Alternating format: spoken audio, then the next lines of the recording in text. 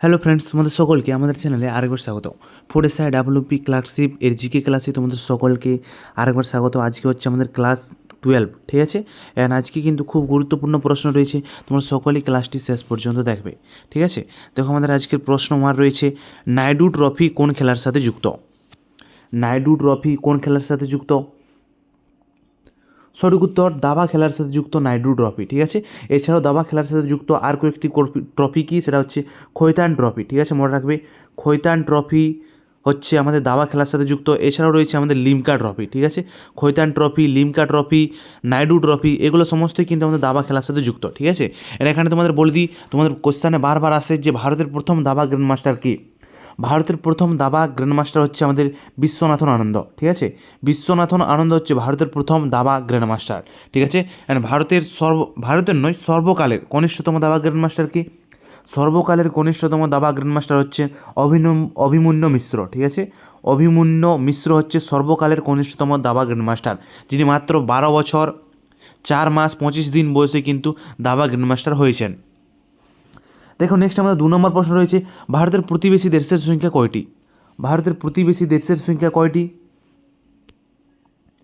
সঠিক উত্তর 9টি হচ্ছে ভারতের প্রতিবেশী দেশের সংখ্যা, ঠিক আছে। দেখে নাও, এখানে আমাদের তোমরা এগুলো সমস্তই কিন্তু ম্যাপ দেখিয়ে তোমরা মনে রাখতে পারবে যে ভারতের প্রতিবেশী দেশের সংখ্যা কয়টি। বাট এখানে যদি তোমাদের পড়ে যে স্থলবেষ্টিত ভারতের প্রতিবেশী দেশের সংখ্যা কয়টি, তাহলে সেখানে উত্তর হয় আমাদের 7টি, ঠিক আছে। তখন আমাদের শ্রীলঙ্কা এবং মালদ্বীপ কিন্তু উত্তর হবে না স্থলবেষ্টিত বললে। এখানে তোমাদেরকে বলে দিই আমি যে সার্ক, তোমাদের যদি কোশ্চেনে পড়ে যে সার্কের সদস্য সংখ্যা কয়টি, তো তোমরা বলবে যে সার্কের সদস্য সংখ্যা হচ্ছে আমাদের 8টি, ঠিক আছে। ভারতের সমস্ত প্রতিবেশী দেশ ছাড়া আমাদের নেপাল নয়, চীন এবং মায়ানমার ছাড়া ভারতের সমস্ত প্রতিবেশী দেশেই কিন্তু আমাদের সার্কের সদস্য, ঠিক আছে। অ্যান্ড সার্কের আমাদের নতুনতম সদস্য হচ্ছে, সেটা হচ্ছে আমাদের আফগানিস্তান 2007 সালে কিন্তু সার্কের সদস্য হয়, ঠিক আছে। অ্যান্ড মনে রাখবে, ভারতের প্রতিবেশী দেশ চীন এবং মায়ানমার ছাড়া আমাদের ভারতের সমস্ত প্রতিবেশী দেশেই আমাদের সার্কের সদস্য। শুধুমাত্র আমাদের চীন এবং মায়ানমার হচ্ছে আমাদের সার্কের কিন্তু সদস্য নয়, ঠিক আছে। অ্যান্ড তোমাদেরকে বলে দিই, সার্কের হেডকোয়ার্টার হচ্ছে আমাদের নেপালের কাঠমান্ডুতে। এটা 1950 সালে কিন্তু এটা এস্টাবলিশ হয়, ঠিক আছে। নেক্সট দেখো, প্রশ্ন হচ্ছে, আন্তর্জাতিক মিউজিয়াম দিবস পালন করা হয় কবে? কবে পালন করা হয় আন্তর্জাতিক মিউজিয়াম দিবস বা ইন্টারন্যাশনাল জাদুঘর দিবস, ঠিক আছে। জাদুঘর দিবস কবে পালন করি আমরা? জাতীয় জাদুঘর দিবস মানে আন্তর্জাতিক জাদুঘর দিবস। সঠিক উত্তর হচ্ছে আমাদের 18ই মে আমরা পালন করি আন্তর্জাতিক জাদুঘর দিবস বা আন্তর্জাতিক মিউজিয়াম দিবস, ঠিক আছে। অ্যান্ড 17ই মে আমরা কী পালন করি? 17ই মে আমরা পালন করি ওয়ার্ল্ড টেলিকমিউনিকেশন ডে, ঠিক আছে। ওয়ার্ল্ড টেলিকমিউনিকেশন ডে পালন করি আমরা 17ই মে, ঠিক আছে। অ্যান্ড 21শে মে কী পালন করি? 21শে মে পালন করি আমরা ন্যাশনাল অ্যান্টি টেররিজম ডে বা আমরা সন্ত্রাস বিরোধী দিবস, ঠিক আছে। জাতীয় সন্ত্রাস বিরোধী দিবস পালন করি আমরা 21শে মে, কারণ এই 21শে মে তারিখেই কিন্তু আমাদের রাজীব গান্ধীকে কিন্তু খুন করা হয়েছিল, ঠিক আছে। তো তার স্মরণে কিন্তু আমরা 21শে মে পালন করি national anti terrorism day. And 22শে মে কী পালন করি? 22শে মে পালন করি আমরা বায়োলজিক্যাল ডে, ঠিক আছে, মানে biodiversity day, international biodiversity day বা জীববৈচিত্র্য দিবস পালন করি আমরা 22শে মে। দেখো, আমার নেক্সট 4 নম্বর প্রশ্ন হচ্ছে, মঙ্গলের মাটিতে অবতরণকারী চীনের প্রথম রোভারটির নাম কি? মঙ্গলের মাটিতে অবতরণকারী চীনের প্রথম রোভারটির নাম কি? সঠিক উত্তর জুরং হচ্ছে মঙ্গলের মাটিতে অবতরণকারী চীনের প্রথম রোভারটির নাম। দেখো, 5 নম্বর প্রশ্ন হচ্ছে আমাদের, লুনির গতিপথ কোথায় শেষ হয়েছে? লুনি নদীর গতিপথ কোথায় শেষ হয়েছে? সঠিক উত্তর অপশন ডি, কচ্ছের রনে লুনি নদীর গতিপথ শেষ হয়েছে, ঠিক আছে। এখানে লুনি নদী রিলেটেড কিছু গুরুত্বপূর্ণ প্রশ্ন। দেখো, আনাসাগর হ্রদ ভারতের রাজস্থান রাজ্যের আজমির শহরে অবস্থিত একটি কৃত্রিম হ্রদ। এখান থেকেই লুনি নদীর উৎপত্তি হয়েছে, তো মনে রাখবে আনাসাগর হ্রদ থেকে কিন্তু লুনি নদীর উৎপত্তি হয়েছে। অ্যান্ড এটি 1135 থেকে 1150 খ্রিস্টাব্দে পৃথ্বীরাজ চৌহানের পিতামহ অর্ণ রাজা দ্বারা নির্মিত হয়েছিল। তার নামানুসারে এর নামকরণ করা হয়েছে। তো এই আনাসাগর হ্রদ, এটার নাম কিন্তু পৃথ্বীরাজ চৌহানের পিতামহ অর্ণ রাজার নামানুসারে নামকরণ করা হয়েছে। এখান থেকেই আমাদের লুনি নদীর উৎপত্তি। লুনি নদীর উৎপত্তি রাজস্থানের আজমির জেলার নাগ পাহাড় বা নাগা পাহাড় থেকেও। তো তোমাদের যেটা অপশানে থাকবে সেটাই রাইট হবে। নাগা পাহাড় উত্তরে থাকলে সেটাই রাইট হবে, বা আমাদের যদি অপশানে থাকে আনাসাগর হ্রদ, তো সেটাও কিন্তু রাইট হবে, ঠিক আছে। অ্যান্ড তোমাদেরকে বলে দিই, এটি গুজরাটের কচ্ছের রনের জলাভূমিতে শেষ হয়েছে। এটি ভারতের মরুভূমির একমাত্র বড় নদী। মরুভূমির একমাত্র বড় নদী হচ্ছে আমাদের এটা, ঠিক আছে, লুনি নদী। অ্যান্ড দেখো এটা হচ্ছে ভারতের একমাত্র অন্তর্বাহিনী নদী। এখানে লুনি নদী থেকে অনেক গুরুত্বপূর্ণ প্রশ্ন আসে এক্সামে, যেগুলো দেখো ভারতের কোন রাজ্যের থেকে লুনি নদীর উৎপত্তি হয়েছে, তো সেটা হবে আমাদের রাজস্থান। কোনটি ভারতের মরুভূমিতে একমাত্র বড় নদী, তো সেটা হবে আমাদের লুনি নদী। ঠিক আছে, দেখো 6 নম্বর প্রশ্ন হচ্ছে বাস্কেটবল খেলায় প্রতি দলে কতজন করে খেলোয়াড় থাকে? বাস্কেটবল খেলায় প্রতি দলে কতজন করে খেলোয়াড় থাকে?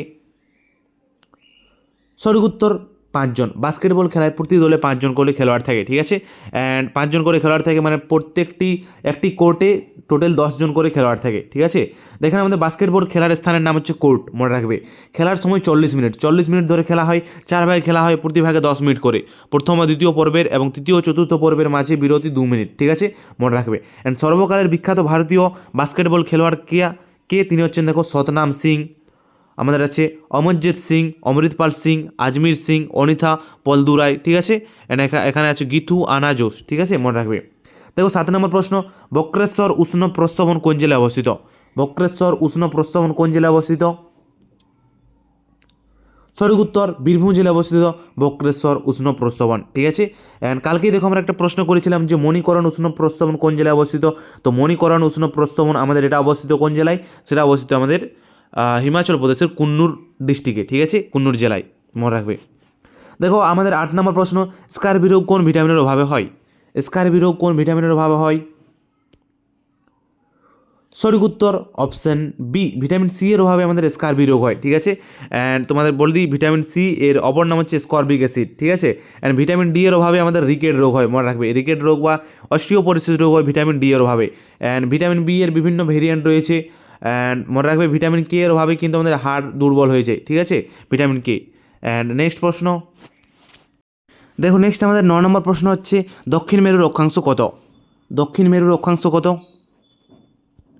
সঠিক উত্তর 90 ডিগ্রি। 90 ডিগ্রি হচ্ছে দক্ষিণ মেরুর অক্ষাংশ। ঠিক আছে, দেখে নাও এখানে আমাদের সরি, এখানে ছবিটি চেঞ্জ হয়ে গেছে, এটা ছবির উপরে থাকা দরকার ছিল। তো দেখো এটা আমাদের উত্তর মেরু, যার অক্ষাংশ হচ্ছে 90 ডিগ্রি, এবং দক্ষিণ মেরু এটার অক্ষাংশ কিন্তু আমাদের 90 ডিগ্রি। ঠিক আছে, অ্যান্ড দেখো এটা হচ্ছে নিরক্ষরেখা, যার অক্ষাংশ 0 ডিগ্রি। অ্যান্ড তোমাদের বলে দিই এগুলো হচ্ছে অক্ষরেখা। অক্ষরেখার সর্বোচ্চ মান 181টি। ঠিক আছে, মনে রাখবে 181টি হচ্ছে অক্ষরেখার সর্বোচ্চ মান, এবং দ্রাঘিরেখার সর্বোচ্চ মান হচ্ছে 361টি। ঠিক আছে, মনে রাখবে।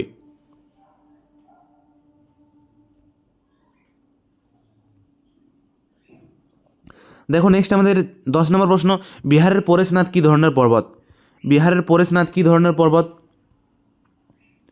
সঠিক উত্তর অপশন সি, ক্ষয়জাত পর্বত হচ্ছে বিহারের পরেশনাথ পর্বত। ঠিক আছে, অ্যান্ড তোমাদেরকে বলে দিই আমাদের রাজস্থানের আরাবল্লী পর্বতও কিন্তু মোস্ট ইম্পর্ট্যান্ট একটা ক্ষয়জাত পর্বত, মনে থাকে যেন। ঠিক আছে, দেখো নেক্সট আমাদের আরেকটি প্রশ্ন হচ্ছে দ্য রুম অন দ্য রুপ শিরোনামে বই লিখলেন কোন ভারতীয় লেখক? দ্য রুম অন দ্য রুপ শিরোনামে বই লিখলেন কোন ভারতীয় লেখক?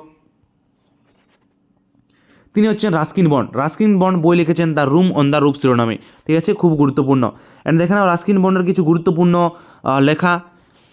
লেখক রাস্কিন বন্ড একজন অ্যাংলো ইন্ডিয়ান, যার জন্ম 19 মে 1934 সালে। ঠিক আছে, তো মনে রাখবে রাস্কিন বন্ড একজন অ্যাংলো ইন্ডিয়ান ছিলেন। শিশুদের জন্য 64টি বই, 500টিরও বেশি ছোট গল্প, প্রবন্ধ ও উপন্যাস লিখেছিলেন বন্ড। তার লেখা, তিনি তার প্রথম উপন্যাস দ্য রুম অন দ্য রুপ লিখেছিলেন 17 বছর বয়সে, এবং এটি প্রকাশিত হয়েছিল যখন তার বয়স 21 বছর। ঠিক আছে, তো এটা তিনি তার প্রথম উপন্যাস দ্য রুম অন দ্য রুপ। ঠিক আছে, তো এটাও পড়তে পারে যে রাস্কিন বন্ডের প্রথম উপন্যাস কি, সেটা হচ্ছে the room on the roof. And 1992 সালে our trees still grow in Dehra এর জন্য তাকে সাহিত্য একাডেমি পুরস্কার দেওয়া হয়। ঠিক আছে, তো তিনি 1992 সালে সাহিত্য একাডেমি পুরস্কার পান our trees still grow in the Dehra তার লেখার জন্য। তিনি 1999 সালে পদ্মশ্রী পুরস্কার এবং 2014 সালে তিনি পদ্মভূষণ পুরস্কার পেয়েছেন।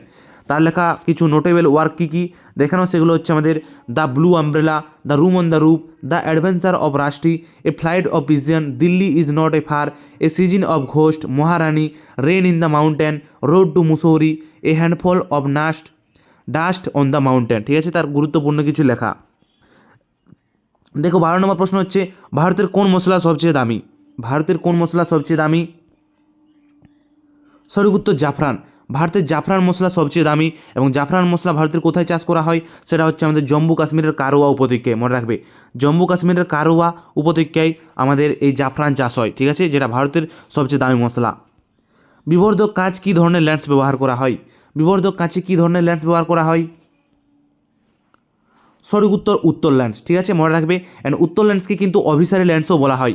উত্তর ল্যান্ডসকে অভিসারী ল্যান্ডস বলা হয় কারণ আমাদের রশ্মিগুলি উত্তর ল্যান্ডসে এসে কিন্তু এক জায়গায় মিলিত হয়, তাই এটাকে বলা হয় আমাদের অভিসারী ল্যান্ডস। ঠিক আছে, অ্যান্ড তোমাদেরকে বলে দিই উত্তর ল্যান্ডস কিন্তু আমাদের হেটারোমায়োপিয়া রোগ প্রতিরোধের জন্য কিন্তু ব্যবহার করা হয়, এবং উত্তর ল্যান্ডস কিন্তু ক্যামেরায় ব্যবহার করা হয়, টেলিস্কোপে কিন্তু আমাদের এই উত্তর ল্যান্ডস কিন্তু ব্যবহার করা হয়। ঠিক আছে, তো উত্তর ল্যান্ডস খুব গুরুত্বপূর্ণ আমাদের কাছে।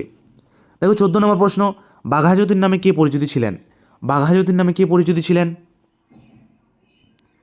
তিনি হচ্ছেন যতীন্দ্রনাথ মুখোপাধ্যায় বাঘাযতীন নামে পরিচিত ছিলেন। ঠিক আছে, তোমাদের এই কোয়েশ্চেনটি থাকলে তোমরা এই অপশানগুলোই পাবে। ঠিক আছে, তো তোমরা মনে রাখবে যে মুখোপাধ্যায়, যতীন্দ্রনাথ মুখোপাধ্যায় কিন্তু সঠিক উত্তর। ঠিক আছে, যতীন দাসও হবে না, আমাদের সেনগুপ্তও হবে না, বাট যতীন্দ্রনাথ মুখোপাধ্যায় হবে সঠিক উত্তর। ঠিক আছে, নেক্সট, পুলিৎজার পুরস্কার বিতরণ করা হয় কবে থেকে? কবে থেকে পুলিৎজার পুরস্কার বিতরণ করা হয়? সঠিক উত্তর 1917 সাল থেকে পুলিৎজার পুরস্কার বিতরণ করা হয়। ঠিক আছে, মনে রাখবে। অ্যান্ড দেখে নাও এখানে পুলিৎজার পুরস্কার আমেরিকা যুক্তরাষ্ট্রের সংবাদপত্র, ম্যাগাজিন এবং অনলাইন সাংবাদিকতা, সাহিত্য এবং সঙ্গীত রচনার জন্য প্রদত্ত একটি বিশিষ্ট পুরস্কার।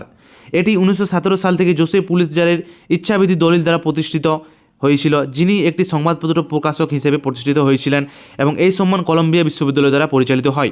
তো মনে রাখবে পুলিৎজার পুরস্কার 1917 সাল থেকে দেওয়া শুরু হয়, এবং এটা কলম্বিয়া বিশ্ববিদ্যালয় দেয় এই পুরস্কারটা। অ্যান্ড জোসেফ পুলিৎজারের নাম অনুসারে এই পুরস্কারের কিন্তু নামকরণ করা হয়েছে। অ্যান্ড এটা আমেরিকা যুক্তরাষ্ট্র কিন্তু এই পুলিৎজার পুরস্কার প্রদান করে, মনে রাখবে, এবং এটা সাংবাদিকতার ক্ষেত্রে এই পুরস্কার কিন্তু দেওয়া হয়। দেখো 16 নম্বর প্রশ্ন, অজাতশত্রু কার প্ররোচনায় পিতাকে হত্যা করেছিলেন? সঠিক উত্তর অপশন এ, দেবদত্তর প্ররোচনায় অজাতশত্রু পিতাকে হত্যা করেছিলেন। ঠিক আছে, তাই কিন্তু অজাতশত্রুকে আমাদের পিতৃহন্তক বলা হয়, বা অজাতশত্রু যে রাজবংশের রাজা ছিলেন হর্ষঙ্ক বংশকে কিন্তু পিতৃহন্তা বংশ বলা হয়। ঠিক আছে, অজাতশত্রুর নিকনেম কী ছিল? সেটা হচ্ছে আমাদের কুনিক ছিল অজাতশত্রুর নিকনেম। ঠিক আছে, অজাতশত্রুর পিতা বিম্বিসারের নিকনেম ছিল, সেটা হচ্ছে আমাদের শ্রেণিক ছিল বিম্বিসারের নিকনেম, এবং অজাতশত্রুর নিকনেম ছিল আমাদের কুনিক। ঠিক আছে, তো মনে রাখবে অজাতশত্রুর সময় কিন্তু আমাদের ফার্স্ট বৌদ্ধ সংহতি আয়োজিত হয়েছিল কোথায়? সেটা হচ্ছে আমাদের রাজগিরে। ঠিক আছে, ফার্স্ট বৌদ্ধ সংহতি আয়োজিত হয়েছিল সপ্তপর্ণী গুহাতে। ঠিক আছে, অ্যান্ড 483 BC-তে, এটাও মনে রাখবে। ঠিক আছে, যখন বুদ্ধদেব কিন্তু মারা গিয়েছিল। দেখো 17 নম্বর প্রশ্ন, আমির খসরু কার সভাকবি ছিলেন? আমির খসরু কার সভাকবি ছিলেন? আলাউদ্দিন খলজি সভাকবি ছিলেন আমির খসরু। ঠিক আছে, মোস্ট ইম্পর্ট্যান্ট। দেখে নাও, তিনি নিজামুদ্দিন আউলিয়ার শিষ্য ছিলেন। খসরুকে কখনো কখনো ভারতের কণ্ঠস্বর, উর্দু সাহিত্যের জনক এবং কালুয়ের জনক হিসেবেও কিন্তু উল্লেখ করা হয়। আমির খসরু তবলা ও সেতার আবিষ্কার করেন। ঠিক আছে, মনে রাখবে। অ্যান্ড আমির খসরুর লেখা কিছু গুরুত্বপূর্ণ বই, না সিফিদ, তুগলকনামা, খাজাইন উল ফুতুহ, আমির খসরুর লেখা মোস্ট ইম্পর্টেন্ট কিছু বই। ঠিক আছে, দেখো 18 নম্বর প্রশ্ন, মানুষের বৃক্কের সংখ্যা কয়টি? মানুষের বৃক্কের সংখ্যা কয়টি? বৃক্ক বা কিডনি মানুষের রয়েছে সর্বমোট 2টি মানুষের বৃক্ক রয়েছে। দেখো 19 নম্বর প্রশ্ন, দেবনামপ্রিয় উপাধিটি কাকে দেওয়া হয়েছিল? ভেরি ইম্পর্টেন্ট প্রশ্ন, দেবনামপ্রিয় উপাধিটি কাকে দেওয়া হয়েছিল? সঠিক উত্তর অপশানে অশোককে দেওয়া হয়েছিল দেবনামপ্রিয় উপাধিটি। ঠিক আছে, অ্যান্ড দেখেন আমাদের অশোক নিজেকে প্রিয়দর্শী বলে অভিহিত করেন। সম্রাট অশোকের ক্রূর স্বভাবের জন্য তাকে কিন্তু চণ্ডাশোকও বলা হয়। ঠিক আছে, অ্যান্ড অশোককে কিন্তু সম্রাট বলা হয়, দ্য গ্রেট বলা হয় অশোককে। ঠিক আছে, অ্যান্ড অশোকের সর্বমোট 23টি শিলালিপি রয়েছে, যেগুলিকে ঐতিহাসিকগণ 3টি শ্রেণীতে বিভক্ত করে, যেগুলো হচ্ছে rock inscription, pillar inscription and stone slab inscription. ঠিক আছে, অ্যান্ড অশোকের শিলালিপিগুলি ব্রাহ্মী লিপিতে লেখা এবং প্রাকৃত ভাষায় কিন্তু লেখা হয়েছিল। ঠিক আছে, অ্যান্ড খুব গুরুত্বপূর্ণ কিন্তু এগুলা। 20 নম্বর প্রশ্ন হচ্ছে, পৃথিবীর শ্রেষ্ঠ তামা রপ্তানিকারক দেশ কোনটি? কোনটি হচ্ছে পৃথিবীর শ্রেষ্ঠ তামা রপ্তানিকারক দেশ? সঠিক উত্তর অপশান সি, চিলি হচ্ছে পৃথিবীর সর্বশ্রেষ্ঠ তামা রপ্তানিকারক দেশ। ঠিক আছে, আজকে এই প্রশ্নগুলি ছিল। ওকে, সকল ভালো থাকবে। ঠিক আছে, bye, tata, okay, good night.